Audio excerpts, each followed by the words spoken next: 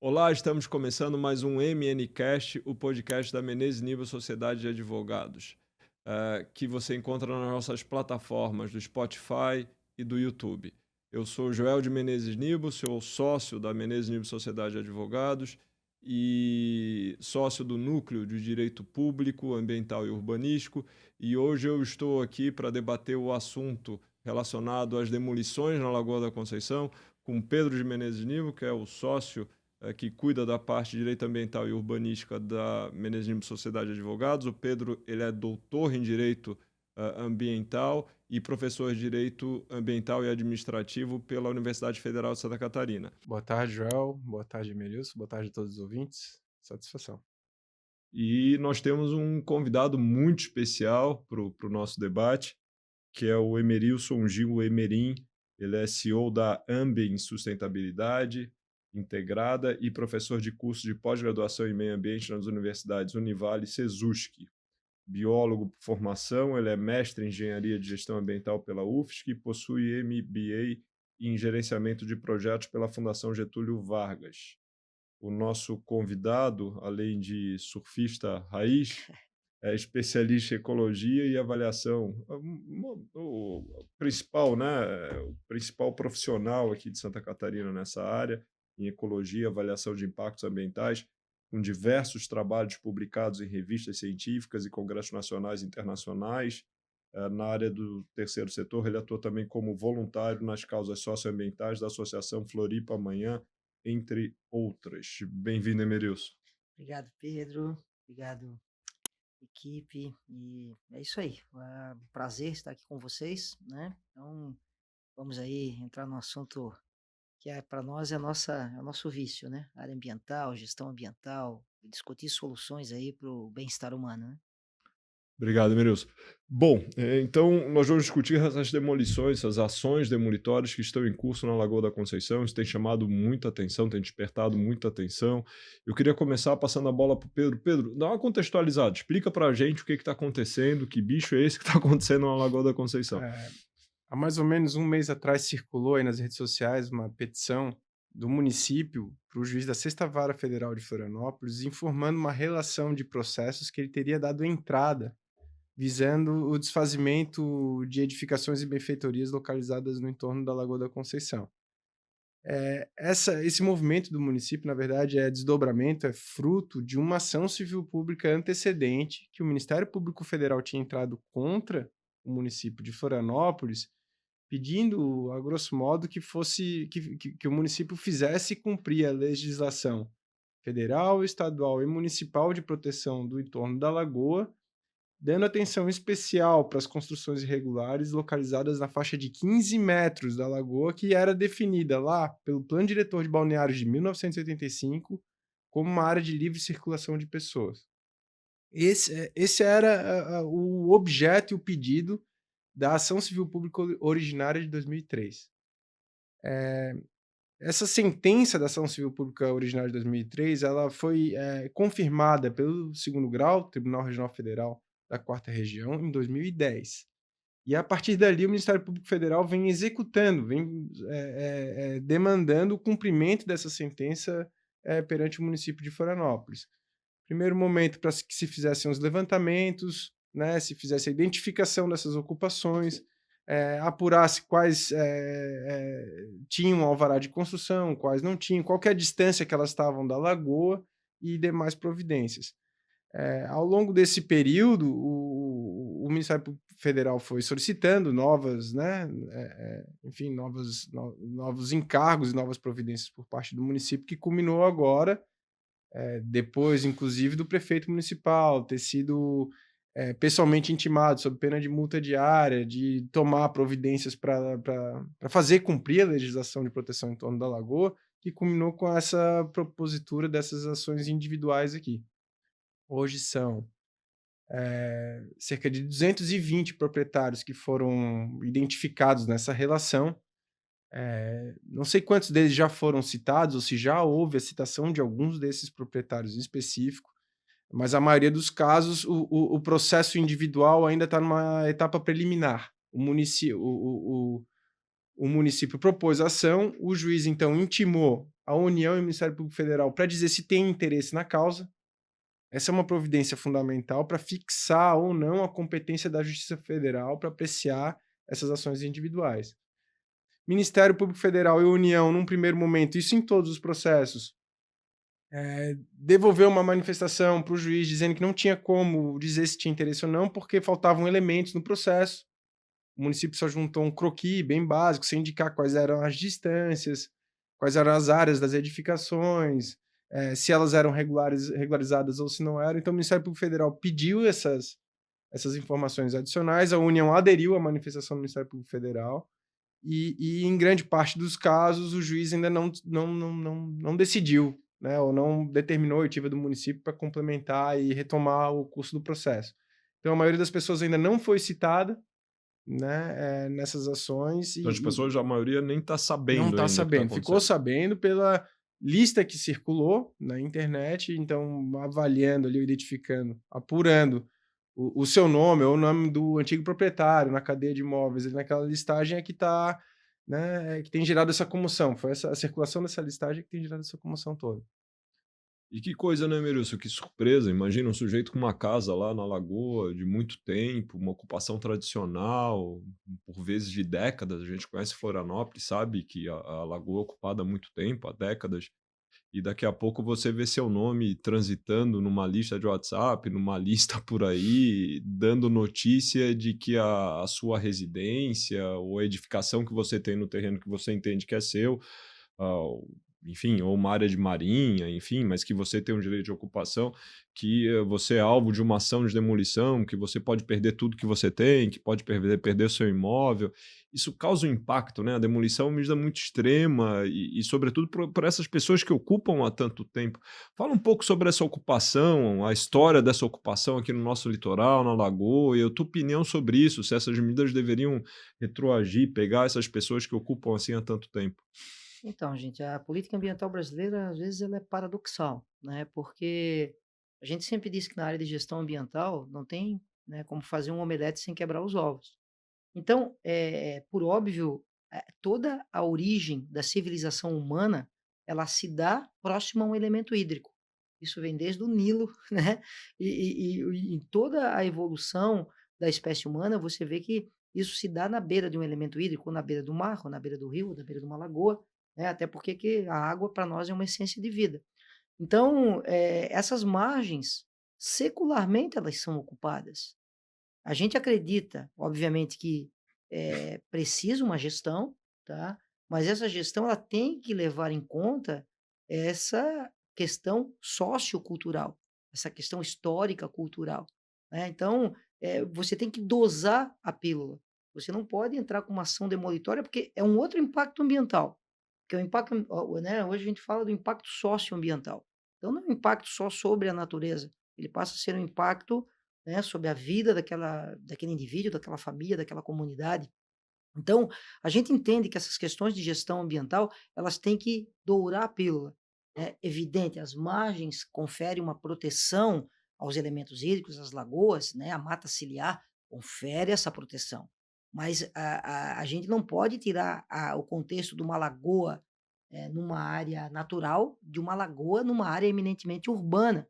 Então a gente tem uma Lagoa da Conceição, onde ela em determinadas áreas ela está numa área totalmente natural, mas em determinadas áreas com ocupações ali seculares. Ô, Emílio, só isso que eu ia mencionar, nesses trechos que estão mais urbanizados aqui da Lagoa, se a gente for buscar esses elementos, esses dados, esses elementos de informações mais antigos, a gente consegue retroagir uns 100 anos de ocupação, pelo menos, com uso rural lá atrás e depois, né, com benfeitorias dessa de apoio para atividade de pesca, não é isso? Sim, a gente tem um material muito bacana que a gente usa da professora Mariléia Caruso, que um livro que se chama Desmatamento na Ilha de Santa Catarina, né? Então ela vem desde 1938 fazendo uma análise no desmatamento na Ilha de Santa Catarina e tem até um mapa, né, da própria ilha e a situação de vegetação nesses ambientes, beira de lagoa, da Lagoa da Conceição, hoje ela é muito, muito, muito melhor do que no passado, porque no passado essas áreas eram praticamente áreas de cultivo, né, fazendas de café, de subsistência, de gado. Então a gente tem uma melhoria, né, da cobertura vegetal nessas áreas. E essas ocupações, eh elas foram realizadas até um determinado período, né? Depois a legislação começou a evoluir, né? Começou a criar essas restrições ambientais, mas é o que a gente diz, em vários países a legislação ela olha para frente, ela a gente tem uma mania na área ambiental de querer resolver o passado, né? O passado ele não se resolve, ele é um aprendizado para o futuro. Mas você não tem como, né, refazer o que foi feito lá atrás, né? Então, Emerilson, a gente tem um processo de ocupação histórico, né, que não está sendo levado em conta, né? Parece que o ponto é esse, né? Não é defender quem agride o meio ambiente, quem ocupa uma área pública, mas levar em consideração uma ocupação tradicional feita por pessoas de boa fé, que têm justo título, que têm escritura muitas vezes, que receberam os alvarás das prefeituras. Essas pessoas também não podem ficar desamparadas, Exato. né? Emerilson, quais são os principais marcos aí temporais relacionados a isso? Então, Pedro, se quiser complementar como eu também. atuo como perito judicial, a gente, pô, eu lido com isso no estado todo, né? Essas questões de, bom, em que marco, né? Em que determinado ponto aquela ocupação ela pode ser caracterizada como irregular ou se ela tem um critério já, né, de temporalidade, né? Então, situações onde a área era uma unidade de conservação passou a não ser. Então, qual é o marco temporal disso? Ou era uma área de preservação permanente? Então, é como eu estava falando com vocês, o Código Florestal determinava um afastamento, ele falava na sua redação ao redor de lagoas. A questão do afastamento agora de 30 metros, ela é muito recente.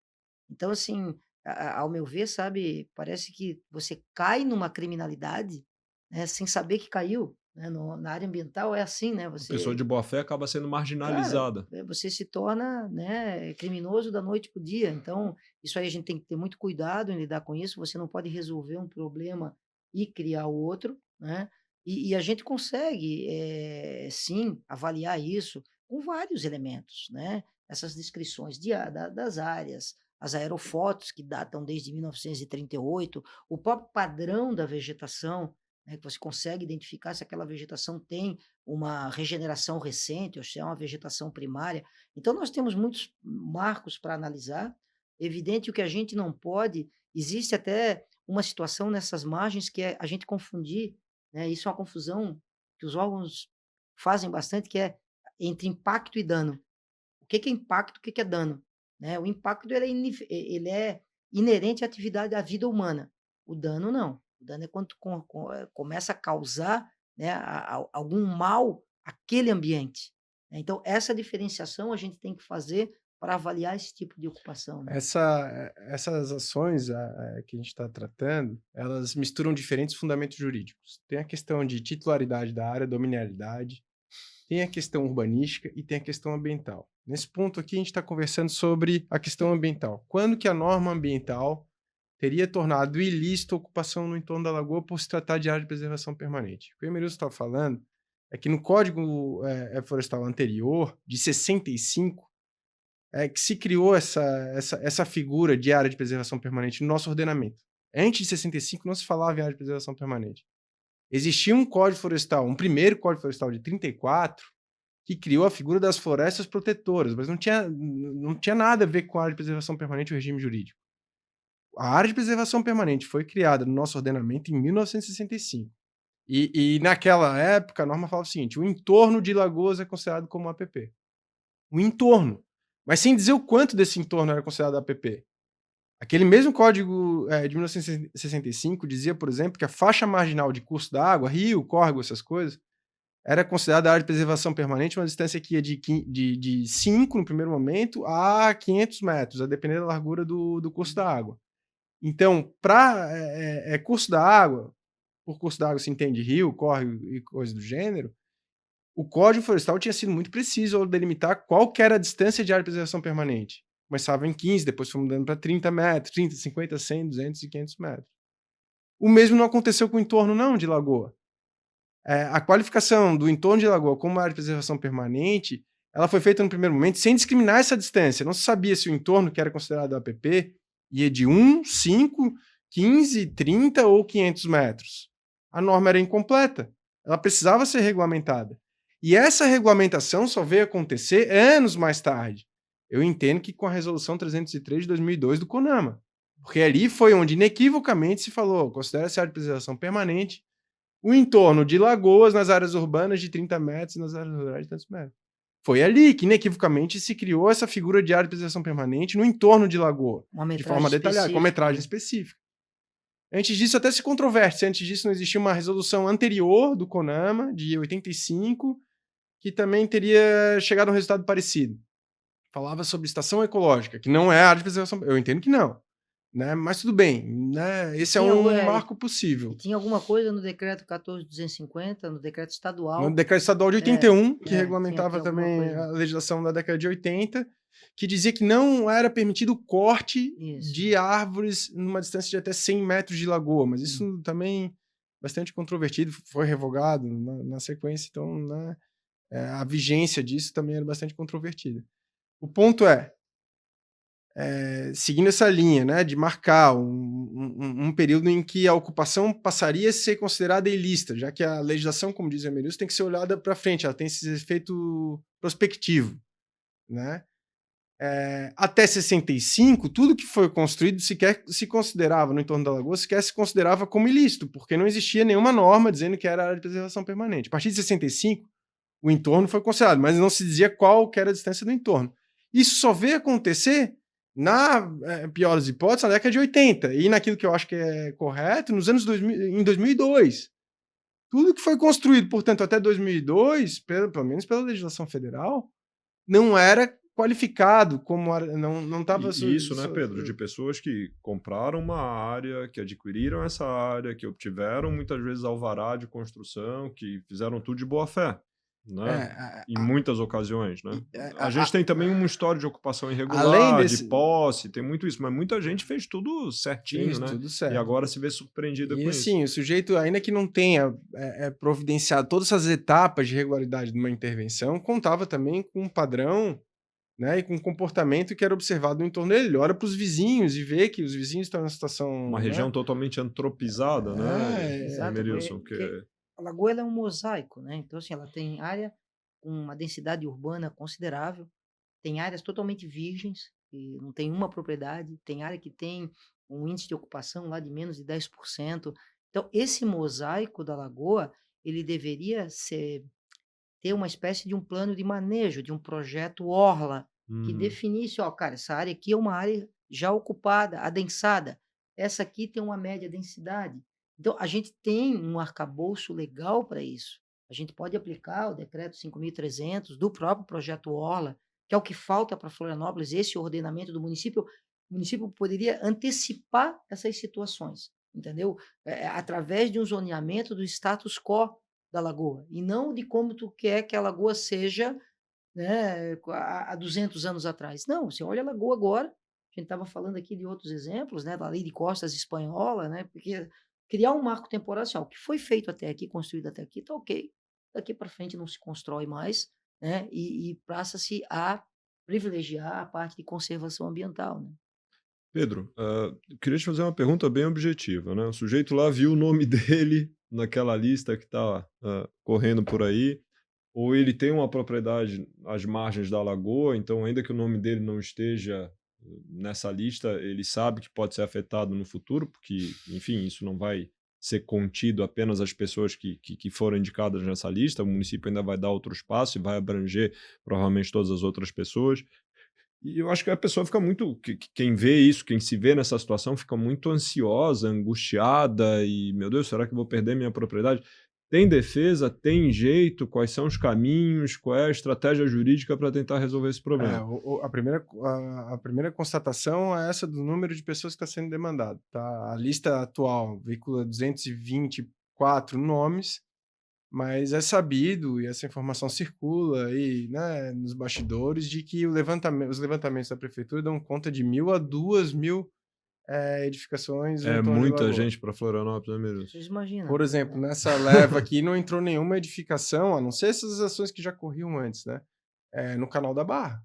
Né? O Canal da Barra que, né, a gente conhece E que são casas bem próximas, são né? casas próximas e tem de todos os tipos ali. Tem estabelecimento comercial muito antigo, restaurante que já se incorporou a essa cultura gastronômica da cidade, tem edificação ou tem benfeitoria da população, né, mais vulnerável, mais carente, mais humilde, tem casa também de alto De alto padrão padrão. aquisitivo, então, assim, o canal ainda nem A tá, quantidade de pessoas afetadas por isso ainda é vai indeterminado e tende a subir pelo muito. menos quintuplicar, essa é a expectativa. Mas o que o sujeito tem para fazer? Como é que resolve esse pepino? Dá para Nesse momento, resolver ainda? dá. Essa é a nossa expectativa de que se resolva, de que o bom senso impere, né? A gente confia no juízo da Sexta Vara Federal de Florianópolis, né? Que é um juízo ponderado, historicamente ele tem olhado para essas situações, né? Com um grau de detalhamento grande, com um bom senso, com uma percepção de justiça grande, e tem reconhecido em muitos casos, em muitos precedentes, o direito de manutenção, sim, de benfeitorias e vai levar em conta para isso, para manter benfeitorias e afastar uma eventual demolição, uma série de fatores diferentes. Cada caso é um caso. Então, o primeiro passo agora, para quem viu o seu nome, é recolher, começar a produzir o maior número de elementos de informação para, sabe, apresentar uma defesa consistente. As situações são diferentes de fato. Mas a Quem situação é séria, né, É Pedro? seríssimo, Eu é vejo gravíssimo, algumas né. pessoas assim, meio que tentando simplificar, tirar a complexidade disso, como se fosse fazer um acordo e pronto, um acordo vai resolver tudo no estalar de É. dedos. Como é que tu vê A gente isso? tem ouvido, circular aí soluções bastante simplistas para um problema que é super complexo, né. Certamente não vai ser resolvido como a gente ouve falar aí nos corredores e nos bate-papos, assim, com um acordo que vai manter as coisas como estão e vai se E passar fica agora. por isso. Existe uma decisão transitada em julgado que determinava o município tomar providências para fazer cumprir essa legislação, então o município tem que entregar uma solução que de fato converse com essa determinação judicial. Né? E a premissa daquela decisão judicial anterior é que o padrão de ocupação da orla não atendia o que determinava a lei. Então a gente tem que ajudar também o município a construir essa solução. Acho que o município vai ter um papel, sim, fundamental nesse processo de construir uma solução razoável, vamos assim dizer, para todos, fazer uma amarração adequada entre esses diferentes interesses que estão colocados em jogo, porque a proteção ambiental e o direito dos proprietários e ocupantes dessas áreas, fazer uma ponderação e entregar, vamos assim dizer, uma solução melhor do que aquele contexto que a gente tem hoje. Como o Emerson colocava, em alguns trechos da orla da lagoa realmente a situação não é a melhor, não é adequada, né? Alguns trechos realmente as pessoas não conseguem, né, chegar na lagoa ou poder usufruir desse patrimônio que é de todos. Então, uma ou outra alternativa vai ter que ser construída, É, ainda que isoladamente, para. Emerilson, nesse processo aí de construção alternativa, uma pergunta, tá em razão da tua primeira fala. Alguém ganha com isso, com essas demolições? Essas demolições beneficiam o meio ambiente, beneficiam a sociedade? Alguém tem algum ganho? Alguém se beneficia com uma medida assim tão extrema? é, Daria para a gente chegar ao meio termo, alcançar esse meio termo? Como é que se pode construir isso? eu acho que assim, pô, tô nessa área já há 23 anos, né? 25, aliás. Então, assim, eu sempre digo, a demolição, é, assim, ó, raramente eu vi uma demolição ela chegar numa resolução ambiental boa, entendeu? Então, eu sempre digo que tem que haver um meio termo. Por exemplo, você tem uma área frontal ao mar, 50 metros, né? Você pode chegar num acordo de uso de uma porcentagem daquela área. Você não precisa chegar lá e ocupar os 50 metros frontais da lagoa. Mas se você deixar uma área, né, de usufruto e uma outra área em recuperação ambiental, você já começa a ter um uso de vários serviços da lagoa. Porque assim, todos nós aqui, né, os profissionais da área jurídica, da área técnica, o fundamento do nosso trabalho é a busca do bem-estar humano. E a busca do bem-estar humano, ela está assentada em 2 pilares: os serviços ecossistêmicos e os socioeconômicos. Se tu só primar pelos serviços ecossistêmicos, você não vai chegar a esse bem-estar humano. Então, o uso da lagoa, ele não é só um uso ecológico, ele é um uso econômico, ele é um uso histórico, ele é um uso cultural. Então, a prefeitura, ela tem que assumir o ente de gestão que ela é. Às vezes eu vejo que dentro da própria prefeitura não há uma unanimidade entre o órgão ambiental, o órgão de planejamento, o órgão social. E eu acho que isso que a prefeitura tem que buscar, uma voz única, que chame os seus ali partícipes e crie um planejamento. E eu sou um entusiasta do projeto Orla, né? Não deve, né, desculpa te interromper, mas não deve interessar também a prefeitura a demolição pura e simples dessas Me parece que implantações. a prefeitura está sendo forçada a tomar É, essas providências, eu, né? eu, eu É, digo isso porque eu sou um frequentador da Costa da Lagoa, dos restaurantes lá na costa. Aí eu vejo, assim, nos olhos dos proprietários do restaurante, das pessoas que trabalham naquele ecossistema ali, levando frequentadores, usuários para os restaurantes, o pessoal todo engajado na cooperativa de barcos que hoje emprega, né, um número considerável de nativos, de pessoas nativas que, né, que estão localizados, os efeitos dessa pretensão, sabe? Se a gente está falando de demolição de infraestrutura nos 15, 30 metros, 15 ou 30, porque o marco não está claro também nas ações judiciais, no entorno da lagoa, acaba com o atrativo da Costa da Lagoa, acaba com a economia da Costa da Lagoa. Tu mata não só os restaurantes, tira um pilar do tu mata bem-estar não só os humano. restaurantes, mas tu mata também toda essa economia que está Exato. servindo para o turismo daquele local. As dezenas, se não centenas de empregos que estão envolvidos com a cooperativa de barco, né? As famílias que agora, depois de décadas trabalhando, ralando, estão conseguindo, com o movimento desses restaurantes, melhorar a sua qualidade de vida, fazer a reforma nas suas casas. Esses restaurantes que hoje em dia estão, inclusive, cumprindo um papel quando o município falta. Os restaurantes estão se organizando, por exemplo, eles que se organizam de forma privada, particular, para bolar uma solução de água para eles. Porque o poder público tem faltado nesse aspecto. Eles que melhoraram o acesso ali da Cachoeira da Costa da Lagoa, um ponto turístico que recebe, sabe-se lá quantas milhares de pessoas por temporada. Eles arrumaram a trilha, fizeram a trilha ecológica quando o município não chegou. Então, eles têm consciência desse papel, né, e dessa responsabilidade que tem também com a promoção da economia e da cultura local, e estão engajados nesse sentido. Agora tu vem com uma patrola e derruba tudo, meu, ninguém mais vai até lá, né? A gente Essa só vai até lá porque a gente polaridade. tá na beira do mar, como em qualquer lugar do mundo, a gente falava isso Emerilson, há pouco, né? sobre essa experiência internacional, Emerilson tem uma grande vivência, enfim, a gente vê que, né, que a faixa litorânea ela tem um uso sustentável e econômico importante, e os países mais desenvolvidos eles fazem investimentos de vulto, tem infraestrutura grande mesmo, né? Você tem exploração é um termo ruim, eu diria um uso Aproveitamento. sustentável, um bom Aproveitamento, aproveitamento disso, né? Poxa, você é privilegiado com uma faixa litorânea belíssima que atrai visitantes, atrai turistas, o quê? Você vai fechar isso? Você vai se desfazer dessa estrutura? Fala um pouco dessa experiência internacional, dessa tua vivência. Então, essa polaridade na área ambiental, ela vem da década de 70, onde tudo se podia e começou então a criar uma consciência global, né, de que, olha, existe capacidade de suporte. Só que nós estamos em 2024, a gente não pode mais pensar a gestão da década de 70, que era se amarrar em árvore, que era, entendeu? Era necessário naquele ponto? Era, para a gente chegar nessa evolução do pensamento ambiental que a gente chegou hoje. Mas tem até um livro, eh muito bacana que trata sobre a política de possibilidades, que hoje a área ambiental, tu tem que tratar uma política de possibilidades, dos vários usos dessa área. Então, assim, é muito comum que a gente chegue em área urbana, né, de grandes centros, o rio é muito limpo, a lagoa é muito limpa e a sua orla é toda ocupada. Porque, assim, a preocupação era muito maior com o elemento hídrico, né, onde ele nasce, o que que ele percorre, né, geralmente nasce em áreas rurais e vem percorrendo até entrar numa área urbana, mas não dá para tu dar o mesmo uso para esse elemento, para uma lagoa, né, numa área rural e numa área urbana. Então o que a gente vê, né, em vários, países que já, né, tem uma evolução nessa questão ambiental, é justamente esse uso compartilhado, né, como o Pedro falou, a parte de economia, história, cultura e a parte ecológica. Se você puxar só por um desses, você vai causar um desequilíbrio, né. Então o objetivo é realmente esse, é tu pensar com planejamento.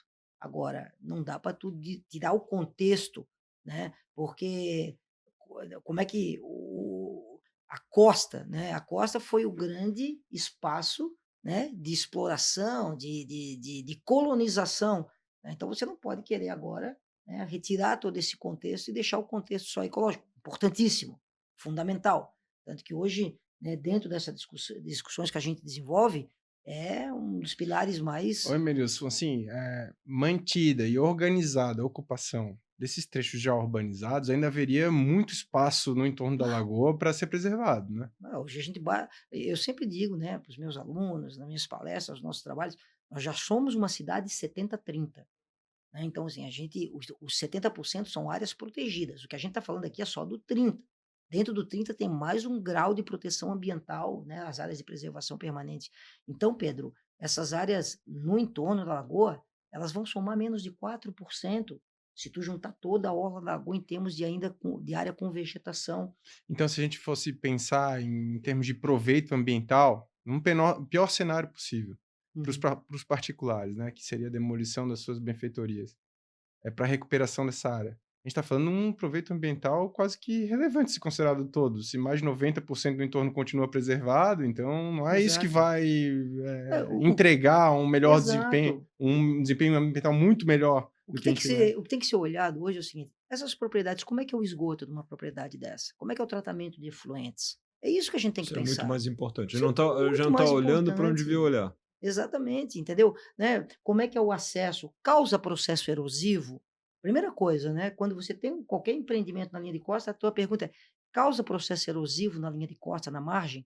Porque se o cara tiver uma margem toda bagunçada, ele foi lá e cimentou tudo, aí realmente tem que haver, né, uma reconformação, uma recuperação ambiental. Pode implicar uma demolição ali de uma área ou de outra, mas não da propriedade em si. Então, é isso que tem que ser olhado. Quando você começa a olhar assim, desse modo, né, num olhar muito simplista, vamos demolir tudo. Isso não é o problema da Lagoa da Conceição, e não é mesmo, né, gente? Uhum. Pedro, ah, tu mencionaste aqui no teu relatório que o Ministério Público propôs uma ação civil pública contra o município para que o município regularizasse essa ocupação no entorno da lagoa e que o município foi condenado, né? Os proprietários, que têm lá as suas casas, suas edificações, eles estão assustados agora porque foi divulgado que eles serão alvos de ação de demolição, né? A minha pergunta é o seguinte: qual o espaço de discussão desses proprietários? Será que se pode alegar, o proprietário lá vai apresentar uma defesa, vai dizer que ocupou antes, ou o cara não é de preservação permanente, ou que não é de terreno de marinha? Será que se pode alegar, olha, esse assunto já morreu, já foi discutido na ação civil pública, não cabe mais discutir aqui? Ou o proprietário que não participou daquele processo, ele pode discutir isso ainda? Qual a melhor estratégia para ele encaminhar O isso? pedido naquela ação civil pública originário, ele parecia ser inofensivo, porque ele não falava em demolição. E não chamou atenção de ninguém de fato. Ninguém interviu naquela. Não teve um particular, um proprietário ou ocupante de imóvel na lagoa que interviu naquela ação dizendo: ó, isso aqui pode afetar minha esfera de interesse, eu quero ser ouvido. Passou despercebido, porque o pedido era para o município fazer cumprir a legislação federal, estadual, municipal de proteção do entorno, em especial aqueles 15 metros de área de circulação, mas sem nenhuma determinação específica para demolir nada. Agora, quando os Depois que particulares... teve a decisão definitiva e em fase de execução, é que a demolição veio à tona. Essa ação civil pública quase que foi um cavalo de Troia. Então, de repente, no pegou todo cumprimento mundo da desprevenido. sentença, a coisa enveredou para um lado que seria necessário desfazer, e não só o que é irregular. Aqui já há uma margem grande de discussão para entender o que é irregular, o que é regular, né? Mas para passar uma patrola, então, pelo menos esses 15 metros aqui, que era a área de livre circulação de pessoas a partir de 1985. Aí o sujeito vai se defender e deve se defender de forma muito, sabe, consistente e bem embasada para levantar os pontos que são... Mas ele pode pleitear a nulidade daquela primeira Esse decisão, é o ponto. dado que ele Em não alguns participou? precedentes aqui do nosso tribunal, quando a Justiça de Primeiro Grau reconheceu o direito de manutenção, disse: olha, a construção ou a ocupação do imóvel, a antropização é anterior a essas normas ambientais e urbanísticas. Alguns desses foram surpreendidos com a reversão dessa sentença em segundo grau, sob o argumento de que a decisão, a ação civil pública antecedente, lá de 2010, tinha feito coisa julgada sobre a impossibilidade de manter qualquer edificação em 15 metros da lagoa. Aquela decisão lá atrás não falou isso. E nem poderia ter dito isso, porque se dissesse que é necessária a demolição de 15 metros em torno da lagoa, já se saberiam quem são os As afetados, pessoas teriam que fazer e parte do essas pessoas processo. deveriam fazer parte do processo para se defender. O cenário, o contexto que está se desenhando hoje é da criação de uma obrigação restritiva aos particulares sem E eles podem se opor a isso. existem ferramentas e estratégias processuais para se rediscutir esse encaminhamento que está se dando, tanto no cumprimento da sentença, quanto até eventualmente lá na Então, ação civil uma pública primeira preocupação originária. é se livrar dos efeitos dessa ação civil pública para poder apresentar toda a sua defesa. Eu diria que a primeira preocupação é, no primeiro momento, providenciar toda a documentação, produção de prova para se defender nessa ação individual. Em paralelo, não é nenhuma coisa nem antes nem Uhum. depois, mas em Uma medida conjunto, conjunta. começar a pensar também se não há nenhum argumento. Eu entendo que há fortes argumentos, e a gente já definiu essa estratégia no âmbito do nosso escritório, para atacar aquela sentença originária lá atrás, né? Porque os particulares não foram ouvidos, ou porque aquela estipulação de 15 metros que está se deduzindo que partiu daquela sentença não poderia ter sido feita sem isso. E tem uma discussão aqui também sobre terreno de marinha. Outras duas discussões, né? A questão urbanística e terreno de marinha, dominalidade. O que acontece nessa ação, tanto na originária lá do Ministério Público Federal, quanto nessa agora individual do município? Se misturam diferentes argumentos, né? Parece que se vai se buscando assim, de forma seletiva tudo que pode ser tirado do contexto ou utilizado, né, em prol dessa pretensão de desfazimento, demolição, desocupação de área, se mistura tudo na panela, e esse é o fundamento do que está se pretendendo. Um desses ingredientes é a questão de titularidade e dominalidade. Tanto o MPF quanto o município dizem o seguinte: olha, vocês têm que desocupar essa área de 15 metros aqui, que é qualificada pelo plano diretor, era qualificado pelo plano diretor antigo como área de livre circulação de pessoas, porque esses 15 metros nem de vocês esses 15 metros são bens da União.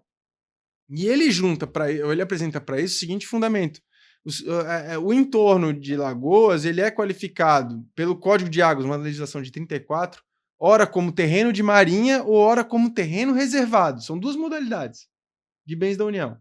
É isso que diz o Código de Águas. São bens públicos dominicais da União, quando não tiverem sido ocupados ou não estiverem a justo título como usados pelo particular, terrenos de marinha e terrenos reservados.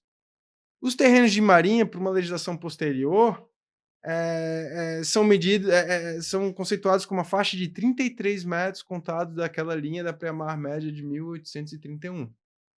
33 metros são terreno de marinha, contados de uma linha imaginária lá de 1831. E os terrenos reservados, a definição está no próprio Código de Águas, são só 15 metros do entorno de lagoa. Então, o Ministério, dá para ver como a situação está confusa, não está clara, porque ele usa duas modalidades que são excludentes entre si. Terreno reservado, esses 15 metros se conta só quando não tem influência nenhuma de maré, e terreno de marinha, haveria terreno de marinha na Lagoa da Conceição, se houvesse essa influência de maré e contados a partir de 33 metros. Não está nem claro qual que é a modalidade ainda de... E não foi nem demarcado definitivo aqui em Florianópolis. O processo de demarcação de terreno de marinha ainda está em andamento. Os proprietários sequer, num primeiro momento, foram chamados a impugnar a demarcação. Então, está demarcada, mas não está homologada, porque existe todo um procedimento para se chegar a esse resultado final de homologação aqui, de confirmação da demarcação. Mas aquela etapa de impugnação à demarcação sequer se iniciou. Né? Então ainda é muito prematuro dizer que... Não há uma posição definitiva sobre... Não só é prematuro dizer que aquilo lá é terreno de marinha, como, pelo próprio fundamento dessas duas ações judiciais, do Ministério Público Federal e do município, sequer está claro se o tipo de imóvel que seria da União é de fato terreno reservado ou terreno de marinha. Aqui é outro ponto de discussão. Então vamos lá. A gente tem uma questão da antiguidade dessa ocupação, né, que é algo que se pode alegar que o sujeito ocupou antes da legislação, que é protetiva ao meio ambiente. Sujeito ou seu antecessor. Ou seu antecessor. Então esse é um argumento a explorar. Tem um aspecto relacionado a essa ação civil pública, quando é no município, as pessoas tomarem cuidado de ter uma estratégia para que não sejam afetadas por essa ação. Tem toda a discussão sobre terreno de marinha, terreno reservado e quais os distanciamentos que são exigidos. E tem uma questão ambiental também forte aqui, né, Emerilson? E há uma certa ideia de que qualquer área litorânea, perto do mar, perto de lagoa, é área de preservação permanente. Uhum.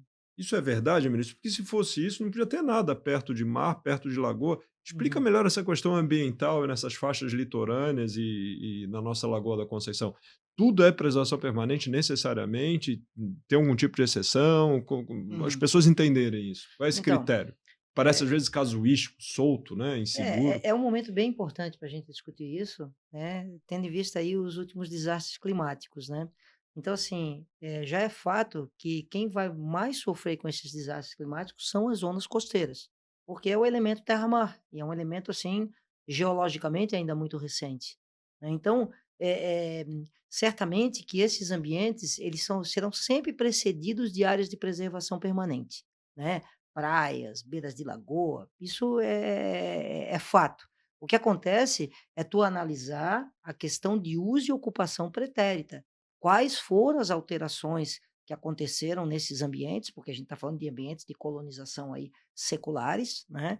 Então, Joel, tem essa importância, sim, né? Se a área não tiver nenhum tipo de ocupação humana, quase que na sua totalidade vai ser área de preservação permanente, porque logo atrás desses elementos hídricos, nós vamos ter elementos protetivos, né? Dunas, manguezais, vegetação ciliar, né? Então, essa fundamentação, ela existe, mas tem que se dosar a pílula conforme o grau de uso e ocupação dessas áreas, porque são áreas que são objetos de uso e ocupação humana aí, né, de um longo tempo. Voltando à questão da lagoa, ainda a gente tem mais, né, Pedro, já uma situação que é o seguinte: a lagoa ela era de água doce, ela não tinha influência de maré até a abertura do Canal da Barra. Então, a partir da abertura do Canal da Barra, no início da década de 80, é que tu tem uma transformação ecológica da lagoa, assim, radical. Ela passa a ter uma água salobra, que ela não tinha, ela era água doce, porque daí a hora que você abriu o canal, fixou a barra, como a gente diz, aí você criou uma ligação contínua entre o mar e a lagoa. Porque, né, no passado, o que era aquilo ali? Uma área que abria e fechava, né, de acordo com situações climáticas, né, ressaca, chuvas. Então tem mais esse fator ainda que tem que ser analisado, porque era uma área que não tinha influência de maré, né, ou uma influência mínima, né, digamos assim. Então, essa questão da preservação é importante para esses ambientes, sim, mas não dá para descolar, né, do uso e ocupação humana, de todo o contexto sociocultural que a gente tem sobre essas áreas. Também não dá para generalizar, né? Tem que olhar caso a caso. Tem que olhar caso a caso, é por isso que o Pedro até agora estava falando dessa questão das áreas de marinha, né, já começaram as notificações ali na região de Jurerê, a gente tem atuado, a Ambiens, trabalhando na questão de caracterização, né, porque, pô, essa linha de pré-mar de 1831, né, em muitos locais ela está dentro do mar, ela não está para terra, Uhum. porque, o que aconteceu, o que a gente tem ao longo desse tempo é um avanço do mar e não um recuo. Né, e aqui se estipulou em Florianópolis a cota 1, se estipulou a cota 1, porque é uma cota fácil de delimitar, abaixo da cota 1 tudo é área de marinha. Não, não é bem assim, né, então Essa essa premissa parece bem equivocada, mas isso dá essa muito pano para manga, isso eu acho nossa, que é isso é uma um outro outra discussão. podcast, né. Ou vários outros. Vários outros. Mas, enfim, essa parte ambiental a gente tem que olhar também cada caso, porque Até para às ver se vezes tem até proveito ambiental na para ver se tem demolição, proveito né? ambiental, para ver também qual a extensão dessa área de preservação permanente, que às vezes pode ser uma coisa, não chega na propriedade, não pega toda a área, E a né? Tem legislação foi tudo isso, mudando né? também ao longo do tempo. Em 65 se considerava área de preservação permanente a floresta localizada no entorno de lagoa, na faixa ciliar. É, As florestas. e qual é o Depois, em 89, salvo engano, é que foi feita uma alteração no Código Florestal para dizer que se considerava área de preservação permanente não apenas a floresta, mas também a área como um todo, a área sem independente ela ter descoberta de vegetação ou não. vegetação. Então, assim, mudou o É, critério legislativo mudou o também. critério. Aí é que o É, judiciário tem que estar muito atento para é, entender se, quando a norma ambiental entrou em muda vigor, de aquele vegetação para espaço já área, né. era, Exato, tinha aptidão para ser qualificado exato, como área de preservação permanente ou exato, não, porque se exato. a intervenção anterior era Pelo grau de lícita, ele uso, deixou né. de ser área de É. preservação permanente e isso, cara, vai O para que frente. o que a gente coloca, né, João, tu perguntou até para o Pedro, assim, como tu te preparar do ponto de vista jurídico. E aí eu vou te dizer assim, ó, como se preparar do ponto de vista técnico, né, ou seja, a sua propriedade ela não pode estar causando dano, por isso que eu digo, a pessoa já tem que se antecipar, ver como é que tá, se tem algum tipo de lançamento para a lagoa, se tem algum processo erosivo no seu imóvel. Aí, se eu tiver um processo erosivo no meu imóvel, corrige, plantio de vegetação, isso tudo numa eventual perícia vai valer muito, tá, para o proprietário dizer: "Olha, eu estou ocupando a área, mas eu não causo dano na lagoa, né, tem impacto ambiental decorrente da minha atividade, mas eu não largo efluente tratado na lagoa, eu não estou causando processo erosivo", né. Ainda tem aquela questão de a cada 150 metros, o nosso plano diretor prevê o franco acesso, né, à orla, então, né, delimitar isso ao longo da propriedade, né, dificilmente a gente vai ter uma propriedade que tem uma área frontal ali de mais de Superior a isso. 150 metros, né, mas são fatores que eu acho que também tem que se preparar, que se houver uma eventual perícia, a primeira questão, sempre a primeira pergunta é: "Está causando dano ou não está causando dano à Lagoa da Conceição?", né. Fato aqui, nós estamos diante de uma situação de conflito na Lagoa da Conceição, uma situação que pode se estender, inclusive, para outros lugares de Florianópolis e seguir a mesma atuada, né? Hoje é a Lagoa da Conceição, o foco está lá, muitas pessoas afetadas, pessoas ansiosas, angustiadas com isso, e, enfim, uma situação muito delicada. Eh, eu acho que é senso comum Se aqui que a a gente espera o bom senso, a gente espera o diálogo, a gente espera uma solução que faça o bem para a lagoa, para o meio ambiente. E eu queria, então, aqui para terminando a nossa conversa, Pedro, as tuas conclusões, Emerilson, as tuas conclusões, e eu queria nessas conclusões que vocês dissessem, enfim, apontassem qual o caminho para a gente conseguir esse meio termo, essa solução mais razoável, adequada, o que vocês acham que é o que as pessoas devem fazer, que é o mais correto na percepção de vocês. Bom, em primeiro lugar, eu acho que a gente tem que parar com essa polaridade, né. A área ambiental não é assim, né, como nós manezinhos dizemos, não é Avaí Figueirense, né. A área ambiental, ela depende de planejamento. Eu acho que quem tem o grande condão de mudar essa situação é a prefeitura oferecendo uma ação de gestão de orla, uma ação que ela possa trazer: "Essa área aqui tem um padrão de ocupação, denso, essa aqui não tem". Esse zoneamento eu acho que é o que todos esperam, inclusive a justiça. Ela espera que o município venha e diga: "Olha, eu tenho um plano de gestão". E esse plano de gestão, ele não vai contar, não deve, não pode contar com uma demolição de 100% do uso e ocupação, senão ele estaria sendo uma afronta à própria questão de direito de propriedade, mas além disso, uma afronta à questão sociocultural, à importância da Lagoa da Conceição, né, para nossa cultura, para nossa história e para nossa economia. eu acho que, o judiciário não deveria procurar botar o meio ambiente contra as pessoas, né. A Exato. gente tem que ver, as pessoas integrantes né, do meio ambiente como parte integrante dele e acomodar elas nessa realidade. Até porque se a régua for a mesma que está se pedindo agora para a Lagoa da Conceição, a gente vai botar abaixo metade da cidade de Florianópolis.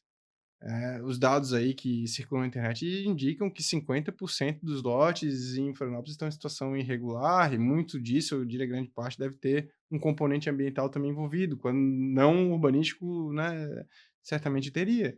Então, assim, tem bairro que a irregularidade chega a 80%, 70%, 60%, Ingleses, Rio Tavares, Rio Vermelho, Campeche. Né, e assim, ninguém cogita botar tudo abaixo. Não, a gente quer melhorar, claro que quer, todos queremos e escrevi isso algumas vezes já nas minhas opiniões publicadas nos jornais aqui no Diário Catarinense. Todos queremos viver numa cidade ordeira, onde a lei seja cumprida, mas isso não quer dizer que a gente não tenha, que olhar para as pessoas ou virar as costas para o nosso passado. Um provimento como esse, uma pretensão como essa ser acolhida, é a recusa da nossa história, sabe, é recusar a nossa herança aqui de um modelo de ocupação açoriana que, né, que interagiu com o mar de forma diferente, por exemplo, daquilo que se viu em outros lugares, como São Paulo, em outras cidades do país. É diferente, a gente quer esse olhar peculiar. E pra isso a gente tem que buscar a solução que de fato corrija, entregue, né, um melhor cenário do que aquele que a gente poderia ter alcançado se tivesse feito as coisas diferentes lá atrás, mas não simplesmente fazer terra arrasada do passado. Não é Que o isso. passado seja um aprendizado, É porque você isso. não tem como E melhorar alterar, e né. melhorar e melhorar naquilo que for possível Exato, melhorar, a gente exato. consegue A fazer. cidade é para as pessoas. A cidade Exato. é para A as gente consegue pessoas. fazer essa leitura e entregar, eu acho que desse evento todo, entregar algo melhor. Talvez a gente saia melhor. É, Só que as pessoas agora têm que se mobilizar e levar esse negócio a exato. sério. A Exato, situação não é simples. exato. Merilson, obrigado. Pedro, muito obrigado também. Este foi o MNcast, o podcast da Menezes Nirba Sociedade de Advogados. Acompanhe os nossos próximos programas pelo Spotify, YouTube, siga o escritório nas redes sociais. Muito obrigado pela sua companhia. Até a próxima.